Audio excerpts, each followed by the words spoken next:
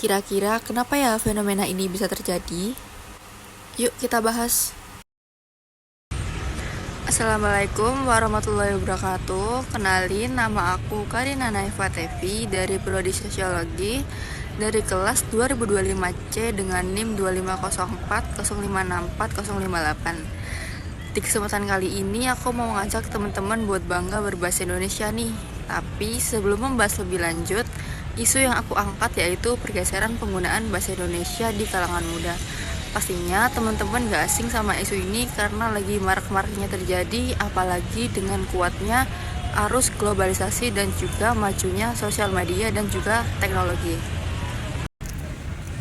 Nah, apa sih pergeseran penggunaan bahasa Indonesia di kalangan muda itu? Pergeseran penggunaan bahasa Indonesia di kalangan muda yaitu perubahan kebiasaan penggunaan bahasa Indonesia ke bahasa asing yang disebabkan oleh beberapa faktor penyebab. Sebenarnya faktor penyebabnya itu ada banyak, cuma di sini aku milih 5 yang paling utama dan paling vital. Yang pertama, ada pengaruh media sosial dan teknologi. Perkembangan media sosial dan teknologi digital membuat anak muda lebih sering terpapar bahasa asing, terutama bahasa Inggris, yang bisa dilihat dari platform seperti Instagram, TikTok, YouTube yang menggunakan tren bahasa Inggris. Kemudian yang kedua, arus globalisasi yang kuat. Globalisasi membawa dampak besar terhadap cara berpikir dan berkomunikasi generasi muda. Bahasa asing, khususnya bahasa Inggris, dianggap sebagai simbol kemajuan, pendidikan tinggi, dan kelas sosial yang lebih tinggi.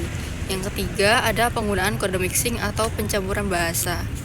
Pencampuran bahasa yaitu menggunakan 2 atau lebih bahasa dalam satu kalimat. Contohnya seperti aku lagi scroll TikTok, aku lagi insecure, aku mau meeting, dan lain-lainnya.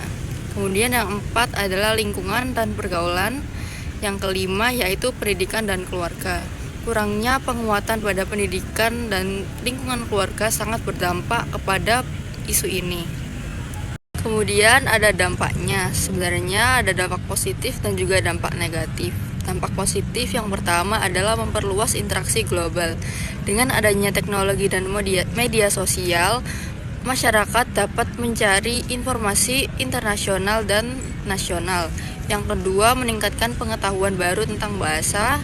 Kemudian adapun dampak negatifnya, yang pertama menurunkan kemampuan berbahasa baku, yang kedua kepunahan kosakata lokal dan baku, yang ketiga distorsi makna. Distorsi makna sendiri memiliki arti perubahan penyimpangan dalam suatu makna.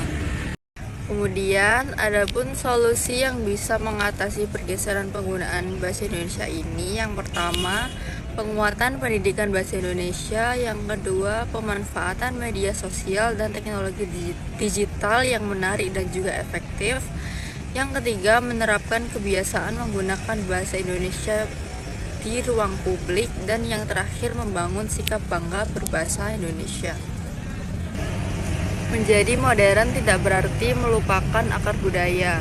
Kita tetap bisa beradaptasi dengan dunia global tanpa harus meninggalkan bahasa sendiri.